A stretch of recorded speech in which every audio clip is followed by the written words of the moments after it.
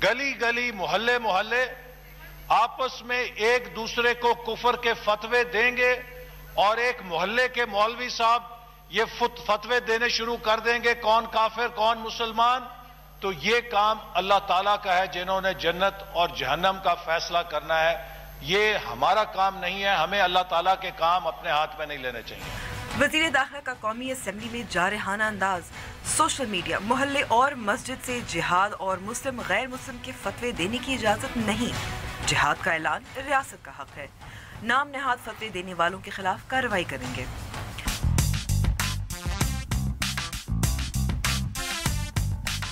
पाकिस्तान में गाड़ियों की बढ़ती मांग, गिरती मईशत के बावजूद ऑटो सेक्टर की तरक्की, मजीद कंपनियां पाकिस्तान आने को तैयार, इसके असरात क्या मुरतब होंगे? और पाकिस्तान में साइंसी तरक्की के लिए टैलेंट बहुत, लेकिन मौक़े कितने मुयस्सर हैं? अस्सलाम वालेकुम and welcome to news wise. मैं हूं अंबर शमसी। सियासत में एक और हंगामा खेज हफ्ता और गैर यकीनी की कैफियत। आज वज़ीर दाखिला एहसन इकबाल ने कौमी असम्बली में उम्मीदवारों की नामजदगी के फॉर्म में ख़त्म नबूवत के मामले पर पुरजोर खिताब किया। तो ये तो जाहिर है कि इस तनाज़े को सियासी मकासद के लिए उठाया गया था और वज़ीर दाखिला का मौक़िफ़ का खैर मक़दम करना चाहिए, लेकिन प्रोफेसर एहसन इकबाल के पास अमल दरामद करने के लिए कितने इख्तियारात हैं? एहतसाब अदालत में रेंजर्स की तैनाती का मुअम्मा वहीं का वहीं है। आज DG रेंजर्स की तरफ से जवाब मिलना था और वज़ीर दाखिला ने शायद अपनी आज की प्रेस कॉन्फ्रेंस में इस पर कुछ बताना भी था, लेकिन साबिक़ वज़ीर दाखिला चौधरी निसार की तरह प्रोफेसर एहसन इकबाल ने भी मीडिया कॉन्फ्रेंस मुलतवी कर दी। बात हुकूमती इख्तियारात की हो तो क्या मियाँ नवाज शरीफ की नाअहली के बाद हुकूमत मज़ीद कमज़ोर हो गई है? और जहाँ सियासी इस्तेहकाम की बात हो उससे मईशत का करीबी ताल्लुक भी है। कई सालों से मुल्क में गाड़ियों की मांग में इजाफा हो रहा है, इस हद तक कि गाड़ियाँ तैयार करने वाली कंपनियों को मांग पूरा करने में मुश्किल भी पेश आ रही है। सवाल ये पैदा होता है कि सियासी गहमा गहमी और CPEC से ये सनत किस तरह मुतासर हो रही है? क्या इस सनत की तरक्की के लिए गुज़िश्ता साल जारी होने वाली पॉलिसी से फ़र्क पड़ा है? और आखिर में पाकिस्तानी साइंस, एक तालिब और एक प्रोफेसर, दोनों ने बैरून मुल्क अपना नाम कमाया। प्रोफेसर नासिर राजपूत कैंसर के खुलियों की निशानदेही करने के लिए काम कर रहे हैं, जबकि 17 साल कमसिन शहीर न्याजी की बिजली से मुतल्लिक तजर्बा और तहकीक एक बैनुल-अक़वामी साइंसी जरीदे में छपी है। लेकिन ऐसे टैलेंट को पाकिस्तान में मौक़े मिल सकते हैं? शुरू करते हैं अपनी टॉप स्टोरी से। ईमान अल्लाह पर है, अल्लाह के रसूल सल्लल्लाहु अलैहि वसल्लम पर है और उनके खातमुन नबीयीन पर है, तो उसके बाद ये किसी को हक नहीं पहुंचता कि वो किसी पर उंगली उठाए जिसने ये डेक्लेरेशन किया है। हुब्बे अल्लाह और हुब्बे रसूल की कोई फ्रेंचाइज नहीं है इस दुनिया के अंदर कि किसी के पास उसकी ठेकेदारी है कि अगर मैंने उससे सर्टिफिकेट नहीं लिया तो मेरा अल्लाह से ताल्लुक, मेरा अल्लाह के रसूल सल्लल्लाहु अलैहि वसल्लम से ताल्लुक जो है वो गैर मुसद्दका होगा। हर शख्स को अल्लाह ताला फरमाते हैं कि तुम मेरी तरफ चल के आओ, मैं तुम्हारी तरफ दौड़ के आऊंगा। तो ये इंसान का और खुदा का जब मामला है, हम में से किसी का ये फर्ज नहीं है कि हम किसी के हवाले से, इस ऐवान के अंदर से या ऐवान के बाहर से, ऐसे किसी शख्स के हवाले से फतावे जारी करें।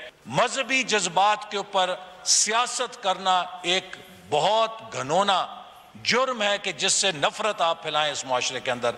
किसी शहरी को यह हक हासिल नहीं है वो किसी दूसरे शहरी के बारे में कत्ल का फतवा जारी करे। आज कौमी असम्बली में वज़ीर दाखिला एहसन इकबाल की ये तकरीर, उसकी कुछ झलकियाँ, इस पर बात करने के लिए हमारे साथ मौजूद हैं सीनियर सहाफ़ी जाहिद हुसैन। बहुत बहुत शुक्रिया जाहिद साहब हमें वक्त देने का। जाहिद साहब, ये हफ़्ता काफ़ी हंगामा खेज़ रहा और आज प्रोफेसर एहसन इकबाल ने भी जो ख़त्म नबूवत के हवाले से जो फॉर्म था, डिक्लेरेशन फॉर्म होता है उम्मीदवारों का, उस पर बात की और ये बात की। This is a change. देखिए, पाकिस्तान में हर हफ्ता बहुत ही हंगामा खेज होता है सियासी तौर पे। मुझे तो अब तक याद नहीं है कि अभी रिसेंट उसमें कि कौन सा हफ्ता जो हंगामा खेज नहीं रहा है। ठीक है, यहाँ इसमें कुछ ज़्यादा सरगर्मियाँ हमें नज़र आती हैं और ख़ास तौर पे जो है जो वाक़या हुआ था कोर्ट के हवाले से, उसने और ज़्यादा गर्मा गर्मी पैदा कर दी है। लेकिन आज मैं कहूँगा कि ये एहसन इकबाल साहब की तकरीर जो थी नेशनल असम्बली में, ये बहुत सही तकरीर थी और सही वक्त पे की गई। देखिए, बात ये है कि हमने जो है एक लिहाज से एक रिफ़्रेशिंग चेंज था जो इनके चौधरी निसार साहब से کہ جب ان کی ایک پالیسی ہمیشہ اپیزمنٹ کی رہی تھی، انہوں نے جو باتیں کی ہیں وہ حقیقت تھی بالکل، کہ یہاں پہ جو ہے جس طرح سے مذہب کو استعمال کیا جاتا ہے اور جس کھلم کھلا انداز میں فتوے لگائے جاتے ہیں، اور وہ جو ہے سب سے خطرناک صورتحال ہے۔ اس پہ کوئی ایسا لگتا تھا باوجود اس کے کہ نیشنل ایکشن پلان موجود تھا، اس پہ کبھی بھی کارروائی نہیں کی گئی، اور اس میں میرے خیال اس میں کیا مصلحت تھی، سیاسی مصلحت تھی۔ لیکن جو آج بات کی ہے، میرے خیال یہ ہے کہ اگر اس پہ عمل درآمد کیا جاتا ہے تو صورتحال بہت بہتر ہو سکتی ہے۔ ابھی صورتحال یہ ہے کہ کوئی مولوی صاحب ہوتے ہیں، مجھے اب اچھی طرح یاد ہے کہ سابق وزیر اعظم نواز شریف صاحب کی سال بھر پہلے ایک تقریر تھی جب وزیر اعظم تھے، ہولی کی تقریب پہ تھی، جی بالکل اور کراچی میں، اور بہت اچھی تقریر تھی، اور اس کے اوپر جو ہے مولویوں نے جو فتوے جاری کیے تھے، یعنی آلموسٹ قتل کے فتوے کیے تھے، تو اس کو پھر برداشت کیسے کیا گیا؟ میرا خیال یہ ہے کہ آج وقت کا تقاضا یہی ہے کہ جو مذہب کے نام پہ سیاست ہے اس کا خاتمہ ہونا چاہیے۔ سب سے خطرناک صورتحال یہ بن کے آتی ہے۔ اچھا، لیکن معاملہ تو اٹھایا شیخ رشید نے۔ دیکھیے شیخ صاحب مجھے بہت یعنی غلط حرکت کی ہے انہوں نے، اور ایسا لگتا ہے کہ وہ اتنے زیادہ ڈیسپریٹ ہیں کہ ہر چیز کو اٹھانے کے لیے، ٹھیک ہے آپ حکومت کی پالیسیز کی مخالفت کرتے رہے، وہ تو جائز کر سکتے ہیں ایک اپوزیشن کی، لیکن یہ کہ مذہب کو جس طرح سے استعمال کیا گیا، میرے خیال اس سے زیادہ جس کو کہتے ہیں کرمنل ایکٹ نہیں ہو سکتا ہے، اور خطرناک، اس کو جو ہے خطرناک، کیونکہ یہ ان پہ بھی پڑ سکتا ہے۔ نہیں، مسئلہ یہ ہے کہ ایک اگر فرض کیے کہیں پہ کچھ ہوا ہے، غلطی ہوئی ہے یا کچھ ہوا ہے، اگر اس کا ایک ہو گیا سد باب، تو آپ کو یہ ساری چیزیں کہنے کی ضرورت کیا ہے؟ اور ایسا ظاہر ہوتا ہے کہ اتنی زیادہ میرے خیال ایک ہمیشہ ہمارے سیاست کی سب سے جو گھنونی چیز ہے میں سمجھتا ہوں وہ مذہب کا استعمال، مذہبی نعروں کا استعمال، لوگوں کے جذبات کو پہاڑنا، اور اس کا نتیجہ جو ہے وہ یہ شیخ صاحب تو میرے خیال اس وقت وہ پتہ نہیں کس آسمان پہ موجود ہیں، ان کو یہ پتہ نہیں ہے کہ یہی چیزیں جو ہیں ان کے خلاف بھی جا سکتی ہیں۔ اچھا، لیکن پھر سوال یہ بھی پیدا ہوتا ہے کہ احسن اقبال کے پاس کتنا وقت ہے اور کتنے اختیارات ہے کہ اس پر کام کریں، کارروائی کریں، عمل درآمد کروائیں؟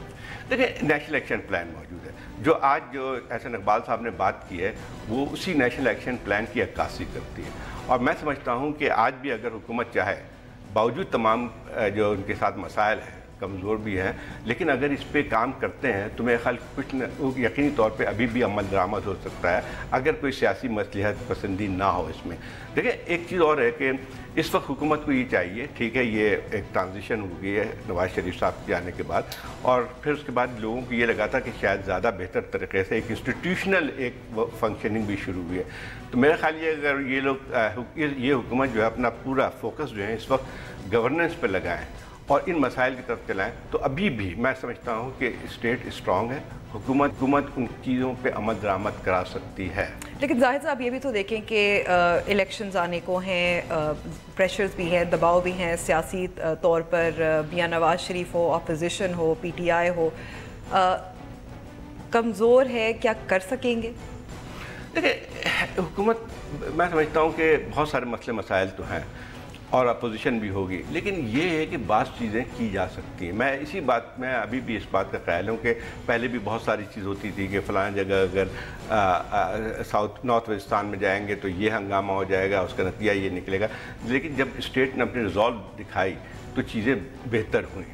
تو میں یہ سمجھتا ہوں کہ اس میں بہت بڑی کوئی کارروائی کرنے کی ضرورت نہیں، صرف اور صرف جو لا اس وقت موجود ہے اس کو انفورس کرانے کی بات ہے، اور جہاں تک جو سیاسی جو حالات ہیں وہ یقین طور پہ کچھ اس کو لوگ اچھالنے کی کوشش کریں گے، لیکن آپ مجھے بتائیے کہ عوام کی اکثریت یا دوسری اور پارٹیز جو ہیں وہ بھی یہی چاہتی رہی ہیں۔ حکومت پہ ایک کرٹیسزم یہی بھی رہا تھا نواز شریف صاحب پہ کہ انہوں نے جو ہے ڈیسائسولی ان کے خلاف ایکشن نہیں لیا ہے، تو اب مسئلہ یہ آتا ہے کہ میں نہیں سمجھتا ہوں کہ اس کی بہت زیادہ مخالفت ہو۔ ایک بات بتائیے مجھے، یہ کیا مشکل کام ہے کہ جو لوگ اس قسم کی تقاریر کرتے ہیں جن کا ذکر احسن اقبال صاحب نے اپنی تقریر میں کیا ہے، تو اس پہ قانون کی عمل درآمد ہونا چاہیے، کہ جو ہے وہ کر دیں یا کارروائی کریں جو بھی ہے، لیکن اس میں پھر یہ بات صحیح ہے کہ اس میں اتنا آسانی نہیں ہوگی۔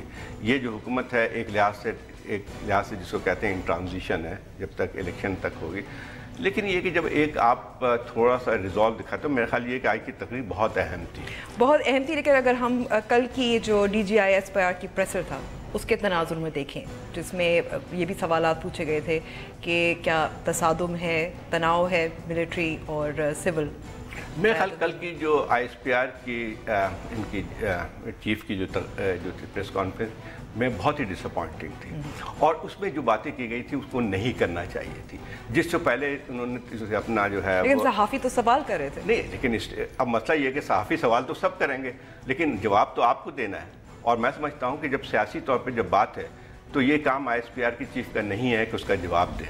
और क्या अगर सहाफ़ी कोई और भी बात करते हैं तो क्या आप उसका जवाब देंगे? मसला ये है कि जब ये उन्होंने एक बात की थी कि जो है वो ये जो वज़ीर दाखिला को रोका गया उसको उन्होंने जस्टिफाई किया। मेरे ख्याल इससे ज़्यादा जो गलत बात नहीं हो सकती है, क्योंकि बात ये है कि जिसकी इसको उन्होंने मिसाल दी कि आर्मी चीफ जो है अगर बैज लगा कर जाए तो ये मिलिट्री एक्सरसाइज नहीं हो रही थी यहाँ पे। आप उसको अपने दायरे पे वो ज़रूर करें। ये एक सिविलियन हुकूमत है और रेंजर्स जो है वो ये वजारत दाखिला के अंडर में आती है। तो ये कहना कि वज़ीर दाखिला कोई बैच लगा के आएंगे जो आप उसको दाखिल नहीं होने देंगे, वो अलग बात है कि फिर बहुत सारी चीज़ें और हुई होंगी। तो उसको अगर फ़र्ज़ किया आपको कोई शिकायत भी है तो इसके लिए एक फोरम मौजूद है, ये आपके पास नेशनल सिक्योरिटी काउंसिल, वहाँ पे आप इन चीज़ों को लेके जाएं। बात ये है कि इस किस्म की जो स्टेटमेंट दे के उन्होंने और कन्फ्यूजन फैलाया है और जो है जिस चीज़ की पहले उन्होंने जिक्र किया कि सिविल और मिलिट्री जो है वो कोई टेंशन नहीं है तो उसको तो हवा दी है उन्होंने, मज़ीद हवा दी है। जाहिद साहब बहुत बहुत शुक्रिया वक्त देने का। लेते हैं ब्रेक और ब्रेक के बाद बात करेंगे गाड़ियों की।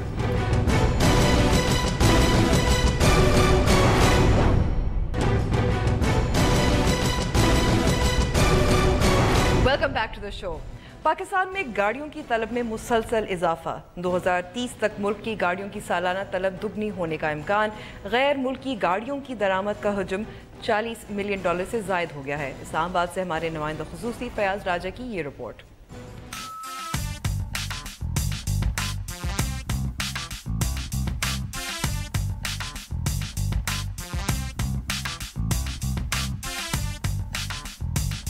वफाकी हुकूमत को पेश की जाने वाली small and medium enterprises development authority की रिपोर्ट के मुताबिक मुल्क में 4 पहियों वाली गाड़ियों की तलब 2.5 लाख सालाना के लगभग है, जो आइंदा 10 से 12 बरसों में 5 लाख सालाना तक पहुंच सकती है। CPEC मंसूबे की वजह से पाकिस्तान में ऑटो सेक्टर को बड़े पैमाने पर वुसअत मिलेगी। मकामी तौर पर तैयार होने वाली गाड़ियों की तादाद सालाना तलब से कम है, जिसके बायस जापान, फ्रांस, कोरिया और दीगर ममालिक ने अपनी तवज्जो पाकिस्तान पर मरकूज कर दी है। जापानीज कार जो आई हैं इनमें लोगों की अट्रैक्शन बढ़ गई है, हर बंदा चाहता है कि गाड़ी ले ले। फिर ये करीम और उबर का जो चक्कर है इसकी वजह से भी डिमांड में बहुत इजाफा हुआ है।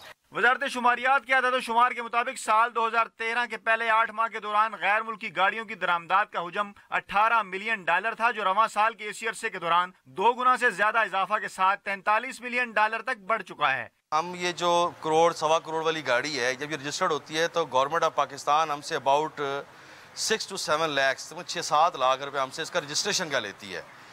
अब वो रजिस्टर्ड जब 6-7 लाख हमसे एडवांस में ले लिया जाता है, उसके बाद तमाम तर लाइबिलिटीज़ जो है ना वो हमारे ऊपर आ जाती हैं। आलमी बैंक की एक तज्जियाती रिपोर्ट के मुताबिक पाकिस्तान में गाड़ियां तैयार करने की सनत में सरमायाकारी के वसी इम्कानात मौजूद हैं, क्योंकि पाकिस्तान में छोटी गाड़ियों की तलब रोज बरोज बढ़ती जा रही है। वफाकी दारुल-हुकूमत की मरकजी शाहराह पर दौड़ती नित नई गाड़ियां ये बताने के लिए काफ़ी हैं कि इनकी तादाद में कितना इजाफा हो चुका। CPEC मंसूबे से मुल्क में ऑटो सेक्टर में होने वाली सरमायाकारी में मजीद इजाफा होगा। कैमरामैन मुमताज हुसैन के साथ फयाज राजा, डान न्यूज़, इस्लामाबाद। इस पर मजीद बात करने के लिए हमारे साथ मौजूद हैं पापाम के साबिक सरबराह मशहूद अली खान। बहुत बहुत शुक्रिया हमें वक्त देने का मशहूद साहब। मशहूद साहब, गाड़ियों की तलब उसमें इजाफा होता जा रहा है, क्या डिमांड को पूरी कर पा रहा है जो पाकिस्तानी मैन्युफैक्चरर्स हैं और जो असेंबल करते हैं गाड़ियाँ? जी अस्सलाम वालेकुम। डेफिनेटली देखें ग्रेजुअली हमारी इंडस्ट्रीज़ ने इसको ग्रो किया है। अगर मैं थोड़ा सा पास्ट में आपको बताऊं, 2006 और 2007 में हमने 2,07,000 के करीब गाड़ियां बनाई थी। उस वक्त हमने ये फिगर टच की थी। आफ्टर लॉन्ग टाइम 10 साल के बाद हम इस पोजीशंस में आज दोबारा आए हैं कि आज हमारी इंडस्ट्री माशाल्लाह ग्रो कर रही है। और आपने जिस तरह से देखा है या सुना है कि ये इंडस्ट्रीज़ में पोटेंशियल्स है और 2020 तक और 2022 तक हमें एक्सपेक्टेशंस हैं हमारे 4 व्हीलर मार्केट जो है इंशाअल्लाह ताला 3.5 लाख से भी ऊपर जाएगी। This is a good sign. लेकिन ये अच्छा ज़ाहिर है, it is a good sign बिल्कुल। लेकिन बहुत सारे सार्फिन जो हैं वो शिकायत करते हैं कि जब वो गाड़ी ऑर्डर करते हैं नई गाड़ी, तो उनकी वेटिंग लिस्ट जो फहरिस्त है वो बहुत तवील होती है, बहुत देर से गाड़ियाँ मिलती हैं।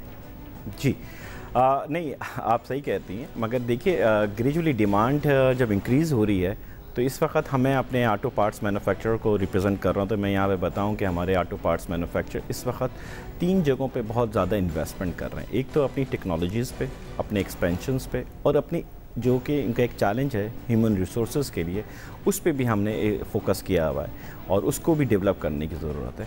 ये तीनों चीज़ें कम्बिनेशंस बनती हैं तो डेफिनेटली डिमांड भी हमारी मीट आउट होगी। और अगर मैं इसकी मिसाल दे देता हूँ आपको, जस्ट फॉर एग्जांपल, कि टू व्हीलर मार्केट पाकिस्तान में इस वक्त 2.2 मिलियंस की मोटरसाइकिल बना रही है, और उसी का पार्ट्स मैन्युफैक्चरर्स हम लोग हैं जो कि उनको पार्ट्स सप्लाई कर रहे हैं। तो हमारे अंदर पोटेंशियल्स है, कैपेबिलिटीज़ हैं कि हम हाई वॉल्यूम्स को टच कर सकें, और इंशाल्लाह आने वाले कल में आप देखिएगा कि इस पोजीशंस में हम बेहतर होंगे कि कार 4 व्हीलर्स को भी हम ये मीट आउट कर रहे होंगे। अच्छा, पिछले साल हुकूमत ने एक पॉलिसी भी जारी की थी 2016 में जी। किस हद तक पॉलिसी के मुताबिक काम हो रहा है, उसे मुतमईन है या नहीं? देखें 2016 में ये पॉलिसी आई 5 इयर्स के बेसिस के लिए, और इसमें जो बेसिक अट्रैक्शन था इस पॉलिसी का, इसको बनाया गया था 4 व्हीलर्स के लिए कि न्यू इंटेंट इस पाकिस्तान की मार्केट में इंटर करें। डेफिनेटली गवर्नमेंट ऑफ पाकिस्तान इसको रियलाइज़ कर रही थी कि मार्केट एक्सपेंड कर रही, तो न्यू अपॉर्चुनिटीज़ और न्यू वैरायटीज़ और न्यू मॉडल्स पाकिस्तान में एक गुंजाइश पैदा होगी। इस सिलसिले में इस वक्त जो अभी 4 कंपनीज़ ऐसी हैं जिनको ये अप्रूवल्स मिल चुकी है, ग्राउंड रियलिटीज़ ये हैं कि वो लोग इस पे काम कर रहे हैं। डेफिनेटली ये प्लांट पाकिस्तान में इस्टेब्लिश होते हैं, इससे ना सिर्फ हमारी वैरायटीज़ हमारे पाकिस्तान में क्रिएट होंगी, कोरियन टेक्नोलॉजीज़ में भी आ रही हैं, जापानीज़ जी जी, इसमें अगर कुछ नाम हम ले सकें, इसमें किया और रेनॉल्ट भी शामिल है। जी जी जी, होंडाई है, किया है, हमारे यहाँ आ रही है, और यूनाइटेड वाले आ रहे हैं। तो ये इस तरह के चाइनीज़ ब्रांड्स भी पाकिस्तान में आ रहे हैं। तो ये इज़ गुड साइन कि ये देखें, जब भी कोई पॉलिसी बनती है इसका लॉन्ग टर्म एडवांटेज होता है। ये प्लांट्स डेफिनेटली ये लगेंगे पाकिस्तान के अंदर 2 से 3 साल लगेंगे इनको इस्टेब्लिश होने में, मगर ये चीज़ क्या क्रिएट कर रहे होंगे, ये एक सबसे बड़ी जो चीज़ है वो हमारे ह्यूमन रिसोर्स आपके यहाँ पर एम्प्लॉयमेंट जनरेट कर रहे होंगे, और हमारे लिए as a auto parts manufacturer के हमारे पास वैराइटीज़ होंगी कि हम दूसरे OEMs के लिए भी न्यू एंट्रेंट को अपनी सर्विसेज प्रोवाइड कर सकें। अच्छा, और जो मकामी तौर पे जो बनाई जाती है गाड़ियाँ, लोकली मैन्युफैक्चर्ड गाड़ियाँ हैं, उनकी कीमतों में इजाफा क्यों हो रहा है? इसमें 2-3 रीज़न्स हैं। देखें, इस वक्त तो जो हमारा फॉरेन एक्सचेंज था उसका इम्पैक्ट थोड़ा सा आया। इंटरनेशनल मार्केट में जो जहाँ से हम इंपोर्ट कर रहे होते हैं कुछ पार्ट्स जो कि पाकिस्तान में अभी तक लोकलाइज नहीं हुए हाई टेक्स के ड्यू टू वॉल्यूम, उनकी थोड़ी सी प्राइसेस इंक्रीज़ हुई हैं जिसका इम्पैक्ट हमें नज़र आता है। मगर लोकल इंडस्ट्रीज़ में आप देखें कि हमारे जो लोकल पार्ट्स मैन्युफैक्चर उनकी प्राइसेस मुस्तकिल सस्टेन कर रहे होते हैं, वो हम लोग होल्ड कर रहे होते हैं, and then we are providing services इनको दे रहे होते हैं। अच्छा, अब पाकिस्तान में क्योंकि जापानी गाड़ियों का बहुत राज है, उनका एक तरह से आप ये भी कह सकते हैं, लगता है कि मोनोपोली भी है। ये जो नई कंपनियां हैं कोरियन, फ्रांसीसी, इनसे कंपटीशन अच्छा है, लेकिन इससे ज़ाहिर कुछ मज़ाहमत भी इसका सामना है जो जापानी गाड़ियों की फ़रोख्त करते हैं। नहीं, मज़ाहमत देखिए किस तरह से, कोरियन गाड़ियाँ पाकिस्तान में ऑलरेडी आई थी और अपना मार्केट शेयर उन्होंने क्रिएट किया था, और हमारी जो जनरल पब्लिक से उन्होंने एक्सेप्ट किया था। तो कोरियन इज़ अ रिपीट किया है या होंडाई है वापस पाकिस्तान आ रहा है, तो ये हमारे लोगों का टेस्टेड है, उनको वो जो ऑप्शंस दिए जा रहे हैं ये एक्सेप्टेबल है। तो ऑडियंस अगर पसंद कर रही है तो कोई चैलेंज नहीं होगा लोगों के लिए, हमारे लोगों के लिए। एक और जैसे मिसाल के तौर पे इंडिया ने सस्ती गाड़ी वहाँ बनाने के लिए कोलैबोरेशन भी की, वो कर भी रहे हैं। पाकिस्तान में इस किस्म की गाड़ी या कहीं कुछ सोच विचार इस पे हुई है?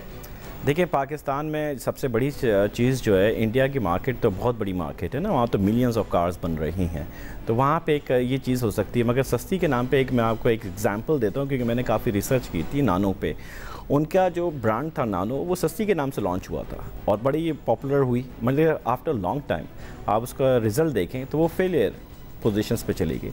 किसी भी ब्रांड को, किसी भी प्रोडक्ट की अगर हम मार्केटिंग इस सेंस में करते हैं कि ये सस्ती है, और ये कार जो इंडस्ट्रीज़ हमारी होती हैं ये टेक्नोलॉजीज़ बेस होती हैं, ये कोई वो नहीं है जिसको हम कहेंगे सस्ते के नाम पे आप इसको बेच सकेंगे, वो मार्केट नहीं कैप्चर कर सका और लॉसेस पे चला गया। पाकिस्तान में डेफिनेटली एक बहुत बड़ा गैप है स्मॉल कार इंडस्ट्रीज़ का, जिसमें वैरायटीज़ आनी चाहिए, और नए जो लोग आ रहे हैं डेफिनेटली उन्होंने हमारी मार्केट में पाकिस्तान में आने से पहले रिसर्च की थी, हमारे लोगों से मिले थे, हमारे प्लांट फैसिलिटीज़ को देखा था, और डेफिनेटली उन्होंने स्टडीज़ की होंगी कि किस सेगमेंट में गुंजाइश है जहाँ पे वो प्रोडक्ट की अपनी प्राइस को कंट्रोल करके ला सकें।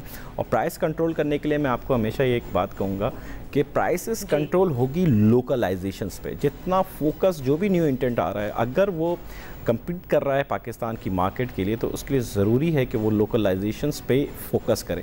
उसके दो एडवांटेज मिलेंगे उस न्यू इंटेंट्स को। एक तो ये है कि हमारे लोकल पार्ट्स मैन्युफैक्चरर जो टेक्नोलॉजीज़ पे बेस काम कर रहे हैं वो बड़े इस्टेब्लिश है, इंफ्रास्ट्रक्चर डेवलप हुआ हुआ है, तो वो पिक करना, सिलेक्शंस करना उनके लिए बड़ा आसान है। इस सिलसिले में इन लोगों से मेरी कई दफ़ा मुलाकात हुई है जिसमें मैंने इनको ये प्रेजेंटेशंस भी दी हैं और बताया है कि हमारे यहाँ ये पॉसिबिलिटी है, तो ये उनके लिए एक बहुत अच्छा ब्रेक थ्रू होगा। अगर ये डायरेक्टली सिर्फ ये इंपोर्ट बेस पे कर लेंगे और इनिशियली टाइम लेंगे तो शायद मार्केट में इनको टफ कंपटीशन मिल सकता है। आखिर में सवाल, सीपेक से कितना फ़र्क पड़ेगा उसमें, हैवी व्हीकल्स उसकी तैयारी में, उसके लिए देखें फ्यूचर में आपको मैं बताऊं कि जो सीपैक के प्रोजेक्ट्स हैं डेफिनेटली उसमें सबसे बड़ा रोल जो है वो रोड नेटवर्क है जो कि डेवलप हो रहा है पाकिस्तान में। जब रोड नेटवर्क डेवलप होता है तो उसमें बेसिकली दो चीज़ों की हमें ज़रूरत पड़ती है, लाइट कमर्शियल और हैवी कमर्शियल्स की, ट्रांसपोर्टेशंस की। तो ये वो मार्केट है जिस वक्त अभी 6,000 to 7,000 truck and buses Pakistan में हम बना रहे हैं। फ्यूचर में वी आर प्रेडिक्टिंग कि इंशाअल्लाह ताला ये 15,000 का मार्केट यहाँ पे अवेलेबल है। तो ये बहुत अच्छा साइन है, बहुत अच्छी साइन होगी कि यहाँ पे हमारे जो हैवी कमर्शियल्स ओईएम्स बैठे हैं वो इस मार्केट को ज़ाहिर स्टडी कर रहे हैं। मगर मैं आपने सीपैक का हवाला दिया, अगर आपकी इजाज़त तो एक बात मैं सीपैक में कहूँगा, सीपैक बहुत अच्छा प्रोजेक्ट है, मगर इसमें मैं गवर्नमेंट ऑफ पाकिस्तान से मुख्तलिफ फोरम पे मैंने बात की है। सीपैक में हम फोकस नहीं कर रहे हैं एसएमईज़ के लिए, हमें उसमें सीपैक्स प्रोजेक्ट्स में एसएमईज़ को इंसेंटिव्स दिया जाए, क्योंकि देखें लार्ज स्केल मैन्युफैक्चर के साथ आपको नीचे जो है उस एसएमई सपोर्ट कर रहा होता है। हमें उस एसएमईज़ को भी ग्रो कराना है, और उसमें वो पॉलिसीज़ में जैसे कि हमारे स्पेशल इकनॉमिक जोन पाकिस्तान में बनाए जा रहे हैं, माशाल्लाह से 9th फाइनलाइज हो चुके हैं। उन स्पेशल इकनॉमिक जोन में एसएमईज़ के लिए एक क्लस्टर बनाया जाए, एक एरिया ऐसा डिफ़ाइन किया जाए। ये क्लस्टर फ्यूचर में आपको एसएमईज़ बहुत फ्यूचर में सपोर्ट करेगा इन प्रोजेक्ट्स, बहुत अहम किरदार भी अदा करेंगी। मशहूद अली खान साहब बहुत बहुत शुक्रिया। ब्रेक, और ब्रेक के बाद पाकिस्तान में साइंसदान और टैलेंट।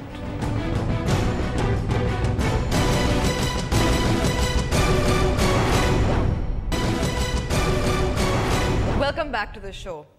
पाकिस्तान में साइंसदान और पोटेंशियल साइंसदान जो हैं बहुत हैं, टैलेंट बहुत है, लेकिन उनको कितने मौक़े फराहम किए जाते हैं, कितने मुयस्सर हैं अपनी तहक़ीक़ और तजर्बे के लिए। इस पर बात करने के लिए हमारे साथ मौजूद है मोहम्मद शहीर न्याजी, 17 साल स्टूडेंट है जिनकी रिसर्च अभी एक बैनुल-अक़वामी साइंसी जरीदे में छपी भी है।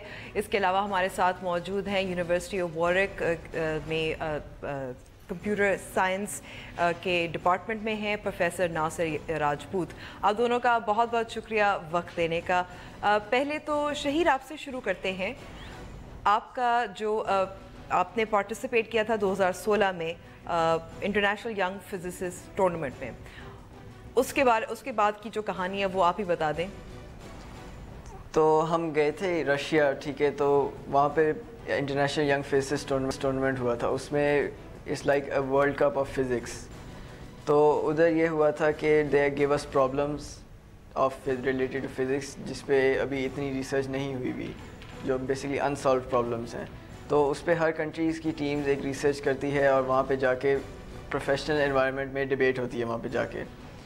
तो when we got back from that competition मैंने सोचा, और मेरी मदर ने भी मुझे कहा कि तुम क्यों ना इस पर एक आर्टिकल, मतलब एक फिज़िक्स का पेपर एक लिखो इस पर, professional research, like we did professional research over there, तो why not publish it and be recognised, अपनी रिसर्च को रिकग्नाइज कराओ इस एक प्रोफेशनल एनवायरनमेंट में। जी। तो I started writing in September the paper, अपनी सारी रिसर्च को कंपाइल किया, جو ہم نے لمز میں جا کے کی تھی. اینڈ ہمارے لیے basically the thing about writing a new paper is that you do not reinvent the wheel. مطلب جو پرانے پیپر نے جس میں پرانی ریسرچ ہوتی ہے اس کا حوالہ دینا ہوتا ہے, جو پرانی ریسرچ ہوتی ہے اس کو ہم مطلب حوالہ دے سکتے ہیں, مگر اس کو ہم نے بالکل ایگزیکٹلی وہی نہیں مطلب اس کی کاپی مان دینی. We have to add our own new innovation in the problem to get our paper published. تو میں نے یہی کیا. اس جو میرا پرابلم تھا the electric honeycomb, it's electricity کے ریلیٹڈ ایک فنومینا ہے اور جو آئل پہ ایک بنتا ہے ڈسٹربنسز. تو اس پہ میں نے ایک مطلب 2 نیو فیکٹرز اس ریسرچ کے بارے میں اپنے پیپر میں انکلوڈ کیے اور I publish them in the Royal Society open science journal. Royal Society ایک بہت پرانی یونائٹیڈ کنگڈمس کی ایک ریسرچ مطلب it considered the first research group جو آفیشلی ایک سائنس کا ایک جیسے ایک ہوتا ہے جی آرگنائزیشن سی.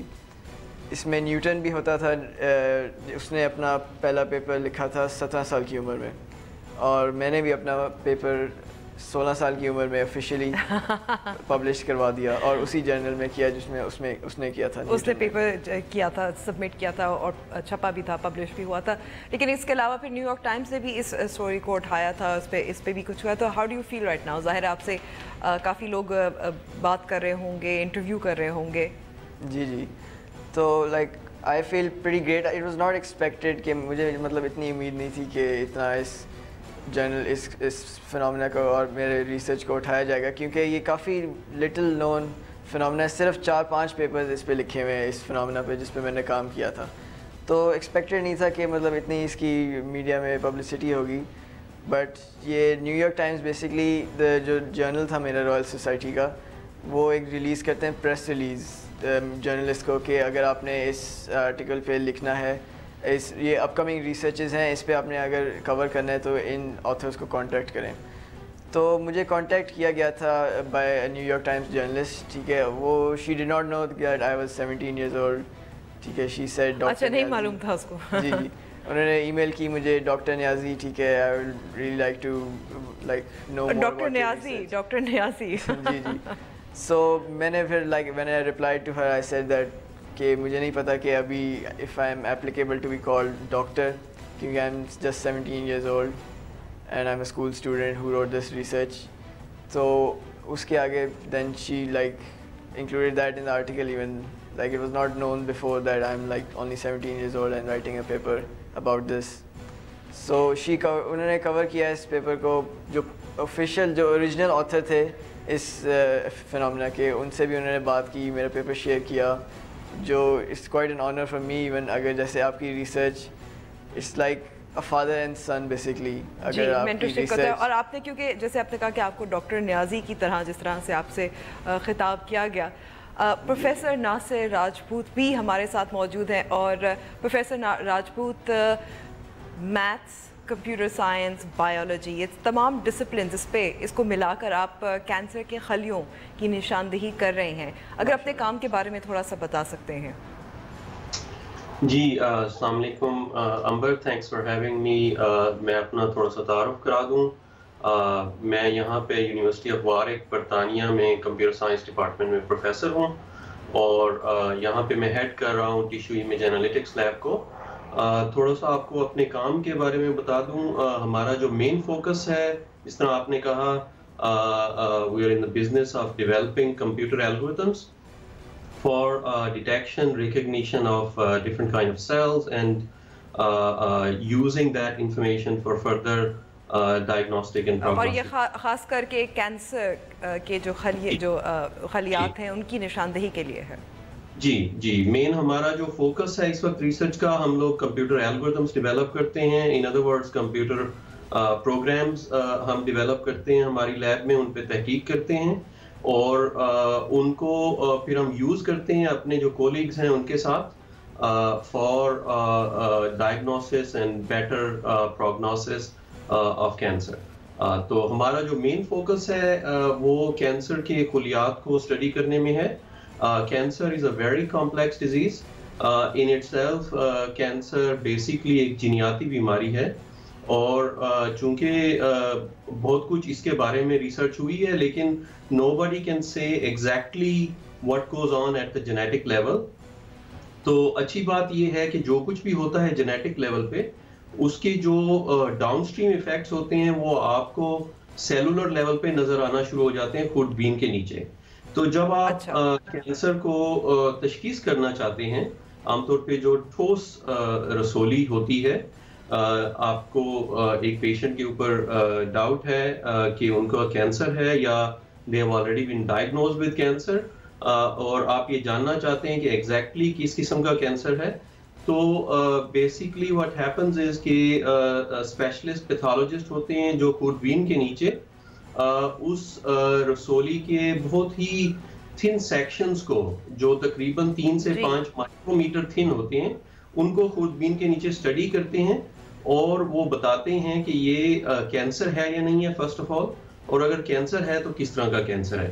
اب اس میں پروفیسر راجپوت آپ کو ایک میرٹ ایوارڈ بھی ملا ہے, اس سے بھی نوازا گیا ہے, اس کے بارے میں جانیں گے لیکن چھوٹی سی بریک کے بعد.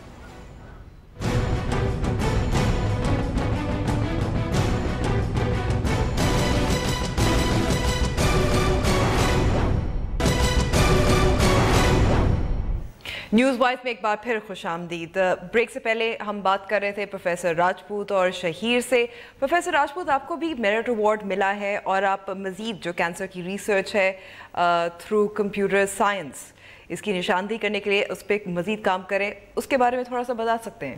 اس ایوارڈ کا آپ ذکر کر رہی ہیں یہ رائل سوسائٹی کا وولفسن ریسرچ میرٹ ایوارڈ ہے اور یہ رائل سوسائٹی جس طرح ابھی شاویر نے ذکر کیا. So first of all congratulation Shavir, I think you have done a fantastic job being only 17 year old. آپ کی جو اچیومنٹ ہے اٹس انکریڈیبل. تو رائل سوسائٹی جس کا انہوں نے ذکر کیا they have set up this Wolfson merit research award in collaboration with Wolfson foundation اور اس کا پرپز یہ ہے کہ جو آؤٹ اسٹینڈنگ سائنٹیفک کنٹریبیوشنز ہیں جن لوگوں نے کیے ہیں یو کے اندر ان کو ریٹین رکھنے کے لیے دے گیو دس ایوارڈ تاکہ کچھ انکریجمنٹ ہو جو یو کے سائنٹسٹ ہیں اور یہ کافی پرانا ایوارڈ ہے. This is also going on for quite a long time and I am really pleased and quite happy about that. اچھا, اب اسے یہ سوال پہ پیدا ہوتا ہے, آپ جیسے سائنسدان یا ینگ ٹیلنٹ جو ہے پاکستان میں ظاہر ہے پڑھائی ابتدائی پڑھائی یہیں ہوئی لیکن پھر آپ کو باہر جانا پڑتا ہے مزید تحقیق کے لیے, مزید کام کے لیے, تو یہ کافی افسوسناک بات ہے. جی بالکل, I would agree with you. It is in a way sad state of affairs. ہمارے ہاں چونکہ انفراسٹرکچر اتنا ویل ڈیولپ نہیں ہے اور جو سسٹم ہے ہمارا وہ ایڈوانس ریسرچ کو اسپیسیفک کائنڈ آف ریسرچ کو اتنا زیادہ سپورٹ نہیں کرتا. اس کی وجہ سے there is a kind of brain drain which I think you are referring to. لیکن what I would like to say is کہ you know we are living in a world which is quite well connected. میری آپ سے Skype پہ بات ہو رہی ہے, it's not costing us anything. So similarly, you know, we are talking to people from Pakistan and other collaborators all the time. تو یہاں بیٹھ کے بھی میں جو ہے اپنے پاکستان کے کولیگز کے ساتھ کام کرتا رہتا ہوں. میں نے ماسٹرز اور P H D thesis post supervise کیے ہیں یہاں سے بیٹھ کے پاکستان کے مختلف اداروں میں, لمس, پیاس, نسٹ, جی آئی کے, ان سارے اداروں میں میں نے کو سپروائز کیے ہیں اسٹوڈنٹس یہاں سے بیٹھ کے, اور کچھ اسٹوڈنٹس وہاں سے آئے ہیں مزید میرے ساتھ یہاں پہ پی ایچ ڈی کرنے کے لیے بھی.